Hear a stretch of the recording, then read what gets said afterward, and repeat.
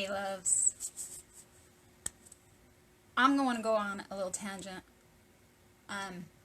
because we really need to start talking about it, and I think there is a lot of suppression, and I think people are staying quiet, and we need to recognize what is becoming an epidemic, and the people that are suppressed and afraid to speak up. I'm talking about toxic relationships. Last night I felt a collective, and it is an emotion, it is a sad, it is a lost feeling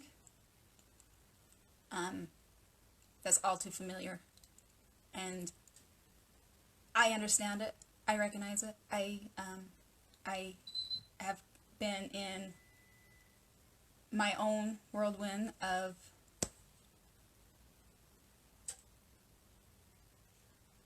abuse myself. Things that happen within these relationships. You get together, they seem perfect, everything's great. There is the concept of a boiling frog. What this essentially means is that the victim gets into a relationship and they have no idea that the heat is turning up, that the abuse is even happening. In the process, there's bonds that are created, and these bonds are essentially associated with Stockholm Syndrome. The pain that people go through in these toxic relationships is unbearable. The clarity is non-existent. They have no idea what the hell's happening, and they are left to make themselves feel crazy. There's things like gaslighting, word salad, the flying monkeys, and on top of all of this, the abuser has gained enough control to suppress the victim, and the victim is gaining cognitive dissonance, meaning they are aware that this is not right, but there's actually an addiction that's happened, so they are having a hard time pulling themselves away. And hey Darren, how are you? And we need to talk about it because it's happening. I think it's 1 out of 3 or every 2 out of 3 people are experiencing this, and they are silently suffering, and I know what it is to silently suffer. The hardest part is that if, like for myself, I went off the wall. Like I wasn't on social media to hear these things. The way I found information was through YouTube, but I think whether or not you're involved or not, think about it, guys.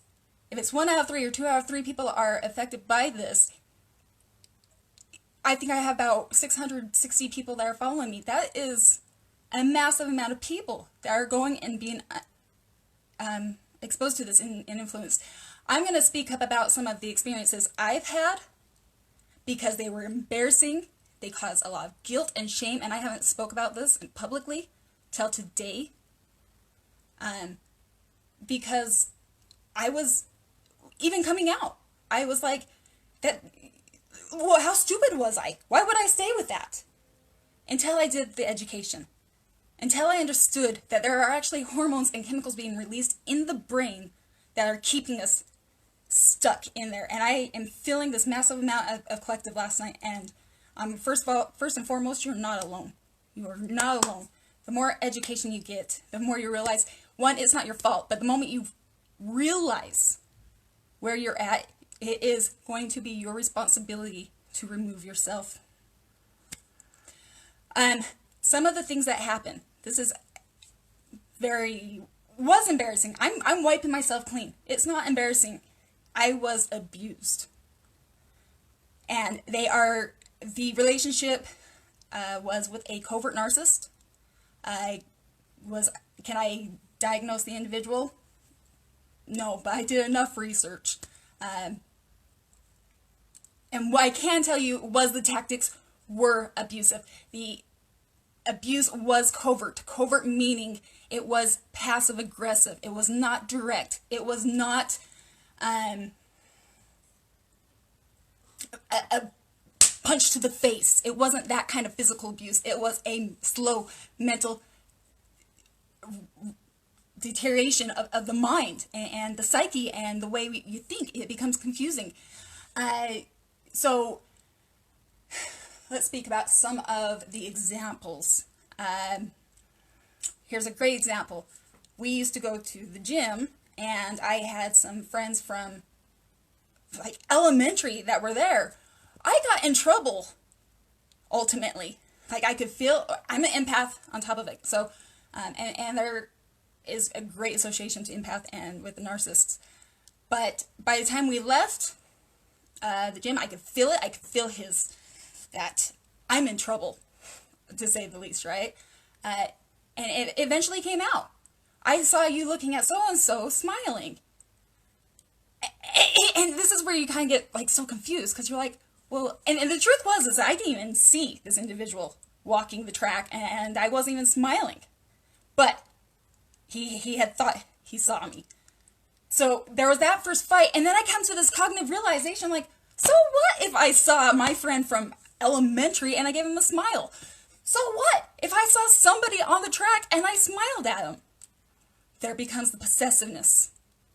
And whether or not, even though I cognitively got that, I found it so ironic, because all of a sudden I caught myself looking at a stranger and I smiled, and I immediately, something in my mind triggered, like, don't look, no, don't, like, put your head down.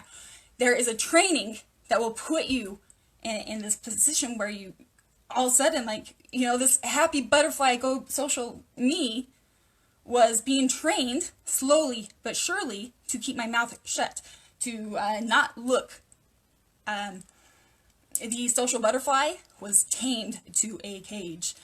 And let me talk about like the contradiction of all of this.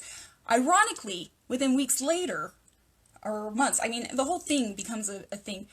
I remember looking back and seeing him directly looking at another girl, contact, smiling. It was very flirtatious, to say the least. And I think for me, and I remember we spoke about it, because I'm like, honestly, in my mind, I think I don't want a relationship. I crave a relationship where we are, we have enough security with one another that we can smile at strangers. I just think it's ironic, because if the tables were turned, I would be in trouble. Oh, I agree. However, it's okay if they do it. But heaven forbid if you're not. You're absolutely right, Darren. It is abuse. And that's just the very pinnacle of it. It becomes progressively worse. There are things that become very embarrassing. Some of the most embarrassing things, and things that have put me in shame, put me in guilt, it put me in suppression. I spoke up because I didn't agree with a situation with his child, and I was just trying to talk, and his child got lit up and told me that I was a effing cunt and to go F myself and this and that, and I was a bitch, and it affected me hard, and maybe I shouldn't have said whatever, but you know what? That was my truth. I was speaking my truth. And I did not attack him or anything of the sort. What I would expect from my lover is to protect me, though, from those circumstances. And instead, it was, you knew that was going to piss him off. How dare you? Why would you open your mouth? You're at fault. So, and then it gets progressively worse. So these are just little things. And these are things that when you reflect back, you go, God, like I look at that and I go, where was my boundaries? I feel stupid. I should have laid the boundaries and I should have been able, but no, you look at it and you think, oh, okay, well, I love my lover and I'm going to try to take a different angle of this and see it from his point of view. And you keep on compromising yourself. It got so bad. He used to steal my phones. I woke up one morning, because I'm just a morning early like goer. I got up at 4 o'clock in the morning, like I usually do right before we getting ready to go to the gym. And there's music. And I'm like, where is that music coming from? And so I'm searching because it's not coming from either one of our phones, and it's coming from his gym bag. I'm thinking, well, maybe he left his MP3 player because, at that time he was going to go in the gym at night. And I was just going to go turn it off. I get in the gym bag, and there is my old phone, way before him and I were even together. He had managed to steal my old phone from years prior, find an old charger to go look up my old shit. When we moved in together, I brought over some sentimentals, stuff from elementary and high school, old love letters, because they're sentimental. They don't mean anything to me. They were high school. They were a couple years back. Whatever. It was before him and I. I felt secure in that. But heaven forbid, should you bring that under my household. While he kept a shitload of his own stuff locked in a safe that I had no key to. And then on top of it, another, these are just crazy things, guys. And I'm sharing this because at the time when you're in it, you don't really fully comprehend. I remember him making a comment when I moved in, I have nowhere to put anything. It's all, essentially what did he say? It was all basically exposed. He didn't have a safe spot to put any of his stuff. It's why do you need a safe spot? You don't need a safe spot. We're a couple. Why do you need to hide anything? This is mine, this is yours. I love you, Darren. I'll talk to you later. These are just the things, and it gets much, much worse. The pinnacles right towards the last, right at the end, in the last year, he had stolen my phone, to come find out, and this is what the pinnacle, I could feel it. There was lies all the time. This is another one, guys. This is a feat of manipulation. He had stolen some of my prescriptions. And when I asked him about it, because we had them locked in his safe, so there's two safes. There's one safe that I had no access to. There was one safe that I could have access to. We ended up locking it in his safe. And then I noticed a prescription bottle was gone or two. And I'm like, what the hell? Nobody has access to that. When I called him out on it, he tried to sidestep it. Then he does come clean. And it's but I told you the truth. I'm trying. And that did a head spin on me because the truth of the matter is that's like a breadcrumb, guys. Those are breadcrumbing. That is, but I'm doing better. I'm telling you the truth. But heaven knows what else what other lies there are, what other kind of abuse is going on. I love you so much, Darren. You're so sweet. And that just messed with my head. That's breadcrumbing. I'm going to give you just a little to keep you appeased. Give you just a little to make you see or understand that I'm trying. You guys, there's something else I want to talk about. So if you're in this relationship dynamic, your mind, you can't really rely on your mind. You can, but you can't. You're fighting a cognitive dissonance. Obviously your emotions are I love this person and we're just learning and everybody makes mistakes. That was my biggest, I'll own it. My biggest mistake was everybody makes mistakes. And the thing is that it was very repetitive offenses. And the loyalty and the good heart and trying to see past all of this. The final pinnacle of it all was, and I'll just say as a spirit straight up led me to the evidence. Had been telling me to get out. I could feel it in I felt so sick. It was a week prior to, I remember Spirit wanted me out. And they wanted me to go look at stuff. And I just remember thinking, no, I'm not going to be that lover. I don't want to be the one going through his phone. I don't want to be the one. I want a secure relationship. I want to be able to trust somebody. And I just kept on getting this, you got to. And I'm I'm not going through his personal stuff. Ironically enough, he went through all of my personal stuff behind my back. I was an open book. I would have been happy to show him everything. I had nothing ever to hide. His manipulation tactics came from everything from my past that had nothing to do with him or I. And then he would make me feel bad because I've cheated on one person my whole life. That was back in high school with my high school love.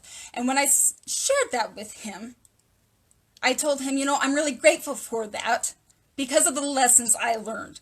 Since then, I have never cheated on another individual because of the lesson I learned. Things happen to us. We transform, we grow. Oh, hell no. He made me feel like shit for that. All my mistakes in my past, he would hold over my head, trying to belittle me, ridicule me. When I spoke about crystal clear, because it's always been my passion, I've always wanted to help people, he ultimately wanted to confine me. He didn't like all the attention, all the people coming at me. He didn't like my friends. He didn't like this or he didn't like that. So leading up to the actual separation, I wasn't going to go through his stuff. So I guess Spirit knew better. And they told me, they're like, go to the garage. Go to the garage. And I was first thing in the morning again. And I did not want to go to the garage. I was like, why would I want to go to the garage? I am just trying to get through my morning routine. And Spirit wouldn't let up. And I went out there and I was led right to a bag of evidence. In a bag I found he had copied things of my diary entry. He had a hard drive, and when I opened that hard drive, he had managed to steal my hard drive. He had anything that was on electronical files of my whole life history stored on this hard drive, on top of other things. Now let's go a little bit deeper. And I'm going to talk about how this really screws with your brain if you've been in this environment. In there, he had labeled, he psychotically went in there and started to label all my exes, and the history of me and my son was benign. He also had a file of naughty pictures. In those pictures were pictures that were without my consent taken of me. Inappropriate pictures. As far as I'm concerned, that's rape. Without my consent, without my acknowledgement. But let's think about this, okay? You're in this relationship with the person you love. And you almost go in there and you begin to make excuses for them. I actually, because the poison's so in deep, I thought, well, maybe he's my lover. Maybe I'm supposed to be okay with that. I don't know, because your mind is in a fog, guys. And there's so much pain, and I'm not the only one I know, so it is an epidemic. The more I've learned, so many people are going through this, and people they don't want to talk about it because there's so much shame. If that was not enough, I went to go pack a bag, so confused, having no idea, and Spirit told me once again, go back to the garage, and it's like, what? I ran back to the garage.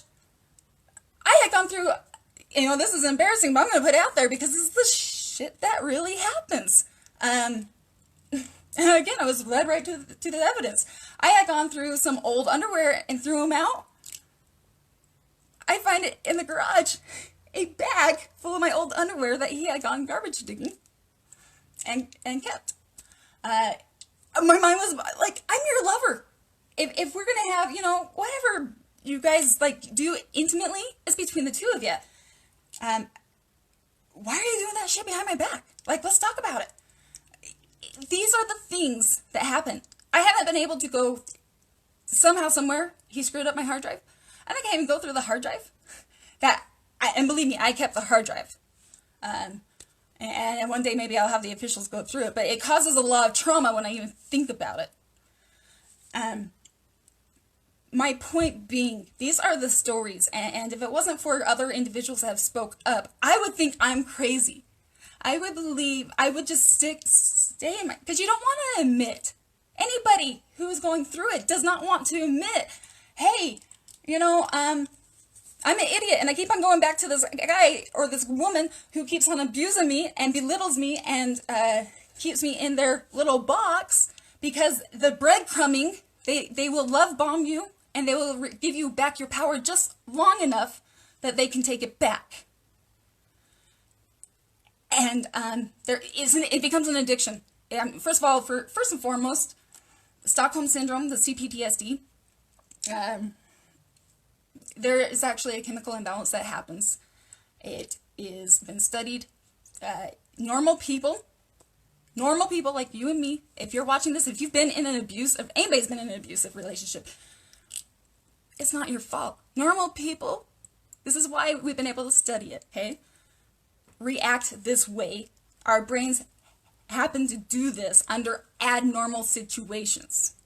Okay, that's where the addiction happens. We've got oxytocin, and we have another chemical that I can't think off the top of my head that is associated with this.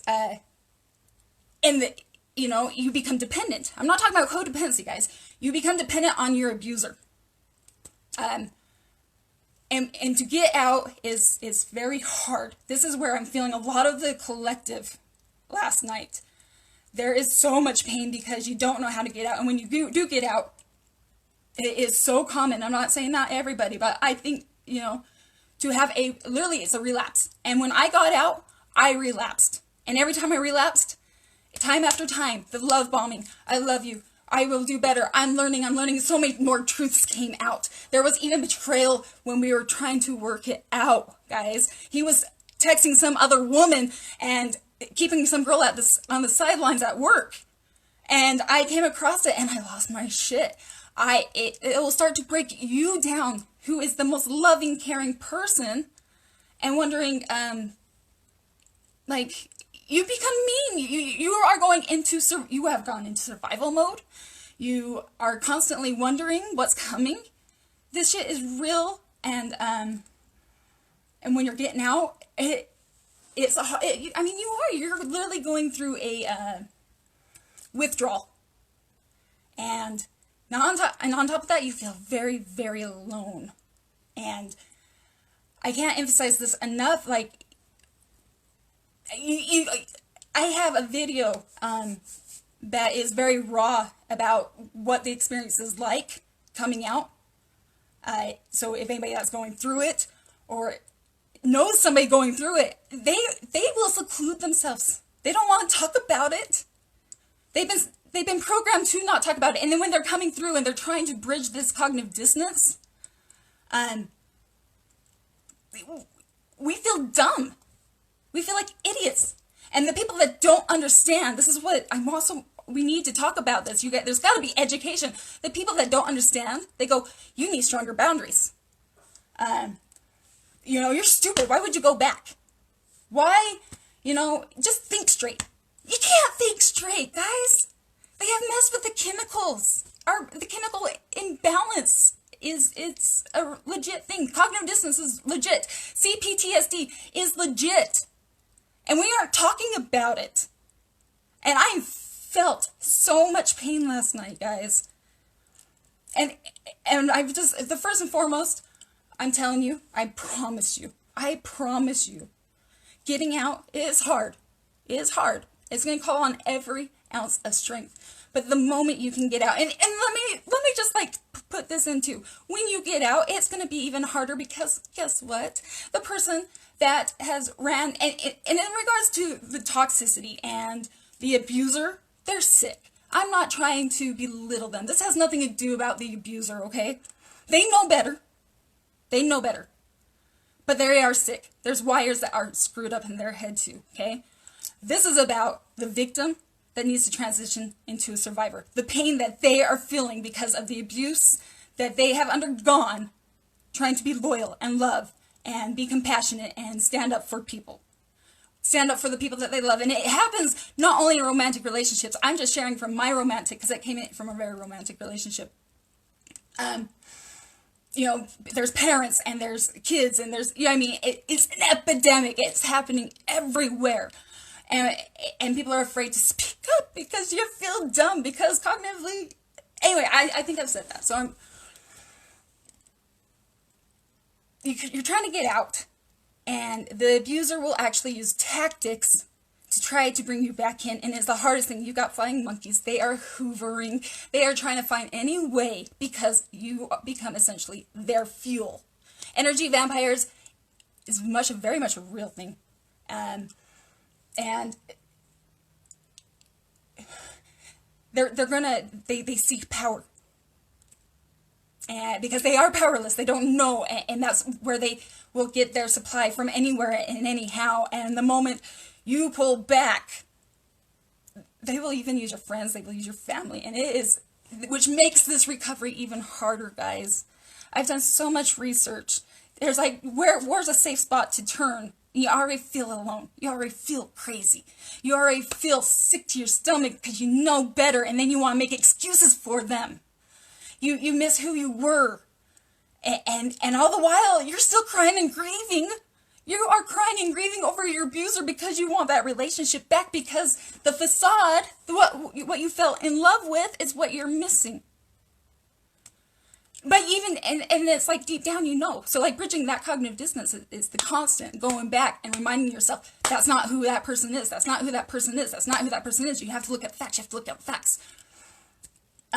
It's a process, and it hurts like a bitch. And I'm sending out so much love. I'm sending out so much light. I felt a collective. It is an epidemic. So I mean, you have to find people that you can trust, and I want to educate the public too. Because you have got to trust the victim. They're not crazy. And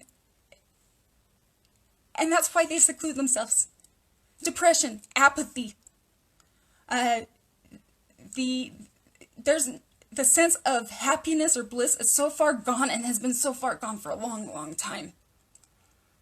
They are literally on a constant, the CPTSD is a constant adrenaline of survival. Looking over your shoulder, don't know where they're going to come from, don't know who they've been talking to. I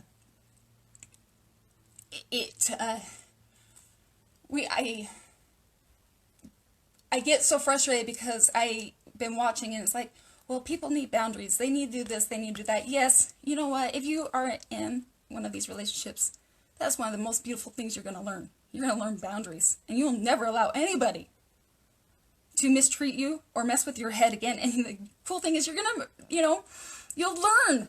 You're going to be able to reflect back one day and go, oh my gosh, there's a red flag there. And then you're going to come in contact with somebody, and you're going to know intuitively, be like, oh, that was really covert, but that was kind of a dagger. And you're unaware, rather than giving everybody the benefit of the doubt. Coming out is rehab. And the pain that I felt last night from the collective, I understand also well.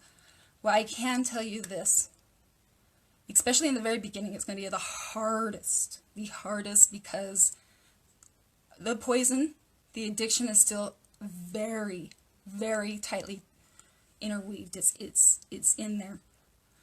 You're going to want to, the suppression to not speak up is a part of the abuse. They don't want you to speak up. Oh, I gotta throw this out too, okay? This is another covertly thing, and this is something I never wanted to speak of because I was so ashamed of. Fuck that. We made love, because this is a very common abuse tactic too. And I didn't know this until I was reading, there's a book, Covert Narcissists. It's Melanie, I will try to find her name and the title, because she lays out all these tactics, and it brought me to my knees the day I read the book, and I couldn't believe it was universal. I couldn't believe that it was a universal tactic of manipulation for people. But sex is a manipulation, and I will share mine as because these are real life examples, and you guys got to know you're not alone. I had made love with him, and he covertly made a comment about how he had never had made love in such a spiritual manner, and somehow threw in that his ex was still a better lover than me, like a better lay than me, and that really fucked with my head. I will never forget that day. I took a step back, and I'm like, did he just give me a compliment with a side swipe? And yeah, it messed with my head, and it screwed up with our whole relationship. My sex drive went out the window. I felt anything but I felt like I was in constant competition with his ex, which I found out he's hoovering her in the process, which I didn't understand was hoovering at the time. But when I caught him looking at his ex on a Facebook thing, I was like, why were you doing that? That would hurt me. You make me feel stupid. I feel like that quote from, oh, you act like you're so happy with your other girls. but you're still stalking me. I'm like, and I'm that other girl. Like, why would you make me feel that way? To come find out, he had no respect for that. These guys, they don't have, you know, the abuser doesn't have respect, because I caught him like 2 or 3 more times doing the stalking on that, and it was tearing up my self-esteem, tearing up. And should I have taken self-responsibility? Yeah, that's where the guilt comes in. It goes, well, I should have known better. I should have walked away and been like, well, if I'm not good enough for you, then go get her. But your mind gets screwed up, and that's what I'm saying, guys. You're not alone. This is a common tactic. And then when you do talk to them about it, and as it gets worse and worse, some of the other abusive comments was, you know, who are you to go do crystal clear? You have nothing to show. I mean, it gets worse and worse to the point where they're not even covertly saying it. They almost it just comes blatantly, like, cut you down. When you talk to them about the things that have hurt you, they will turn it around, and you are wrong for even bringing that up. I laid out a full line of things that had happened, and I remember going like, holy shit, I've put up with a lot of shit. And he came back, and he's like, you didn't think that was going to cause some, like, anger and animosity? What were you trying to achieve? I was looking for sympathy, asshole. But I'm addicted, and I couldn't remove myself, and I couldn't understand it. I couldn't. Cognitively, I did, but I couldn't. It's a chain. You're not alone. We need to talk about it. People need to educate themselves about it. And if you don't know about it, and you look at people and you're like, I just don't get it, why would you stay? You may not know about it, but educate yourself. The shit is real, and the pain is unbearable, especially when you're coming out of it. And then they're still coming at you. You're trying to escape. You're already having these withdrawals, and you want to go back to the abuser, and you don't know why, and you're trying to be as strong as you can, and then they're using their family and their friends, and they're hoovering over you. There's nowhere safe to go. And that's why we all need to know about it. This is why we need to talk about it. These people are silently suffering in their room alone because they don't know where to go. And I'm telling you, you're not alone. And the people that are suffering, they're probably not even on Facebook. They're probably not on social media. There may be a few of you guys out there. God, I hope so. Because we need to speak up about it. What I want to say, most and foremost, I'm just going to put this out there. If you get away, and you are going through these withdrawals, and that's the collective, the pain, like the pain of being in it, going, oh my God, because you have this guilt and shame, like, I shouldn't be here, but I can't pull myself away, to the guilt and shame of, I have no way to speak to, and I'm so embarrassed, and I've cut off all my friends and all my lifelines, essentially, and I don't even know who I am anymore, and I'm craving my addictor, or my abuser. The hardest part, it is a process. I wish I could say, just pull away and it'll be easy peasy. No, you got some rebuilding to do. But you will begin to see as the toxicity will start to bleed from your body, as you will mourn, as you will scream, as you will cry, you will go through essentially like the dark night of the soul. You are going to have to approach all the shadow cells that you have been suppressing, that probably your abuser was able to lay out all your faults, and you're going to have to go in there and you're going to love the shit out of it. You have to love the shit out of it. And you're probably not going to like yourself at first. But if you can get that far, 2 things. The relapses are real. Beware. And if you have the relapse, I'm not going to cut you down, because I've been there. Like, sometimes it's so hard. It's just like, just one night. Something, or I just really want to make this relationship work.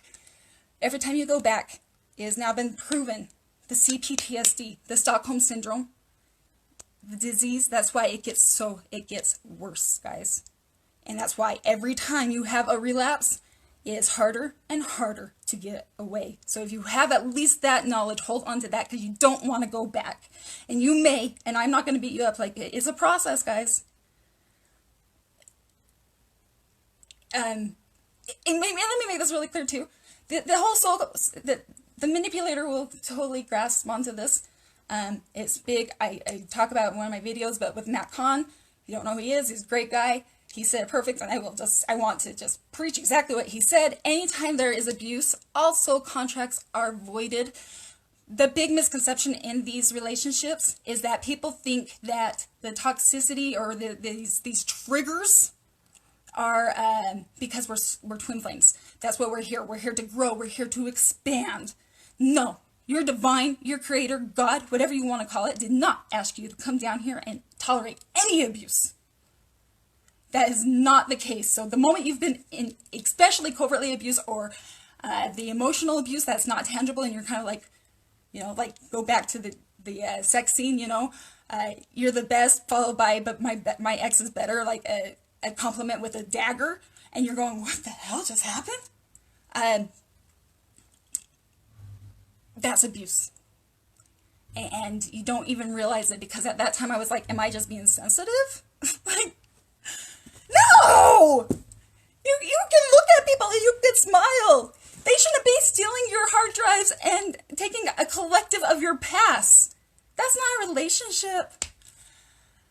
So, I'm sorry, I want to speak about it because these are things that people feel shame and guilt, and they feel embarrassed, and they don't want to come forth because they should cognitively know better. And then when you talk about people, they're like, well, you need stronger boundaries. Well, we need to educate people and understand what's happening in the brain chemistry. And once we understand this, and this includes the survivor or victim, it becomes your responsibility. Your responsibility to get out, and it hurts like a bitch, but I want to say, if you can get through this, if you can avoid the relapse, if you can just stay away long enough, find a support group, find people that will believe in you, and I hope everybody else believes in you, because they'll make you out to, I remember a smear campaign, like, I wish she would just give me a chance to explain. She always thinks I'm lying, but there's this and that. No. You know in your intuition. You know what's right and wrong. That's why there's a cognitive dissonance. I promise you.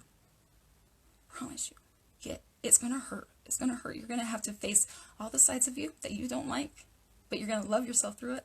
You're going to learn how to love yourself through it. And that's probably what this whole thing is about, is for us to learn to love ourselves. That's probably why it's become an epidemic, because there's so many people that don't love themselves, and they're so caught up with what everybody else thinks about them.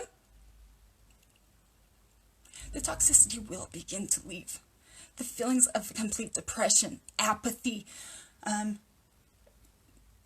it will begin to exit your body. Things from feeling like, I want to kill myself, will begin to leave. You will begin to feel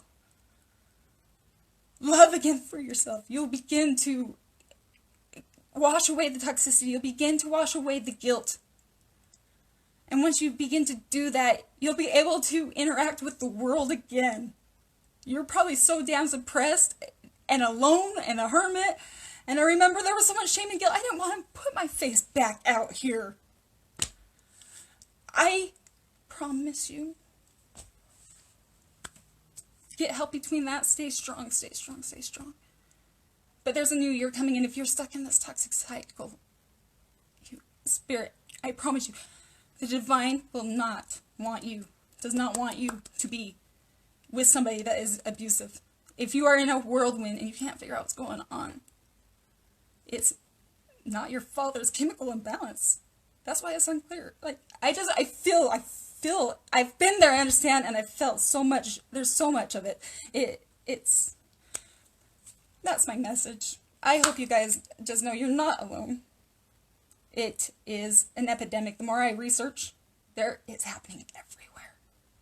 And nobody wants to talk about it because there's shame and there's guilt. And the people that did speak up, they made me feel secure. They made me feel like, oh my gosh, like, sex is a manipulation tactic. I'm just not terrible in bed. Like, people are using that. Like, that's a real thing. Because I never had a problem until, like, him. But, yeah, no, it's a manipulation tactic, guys. They'll use money.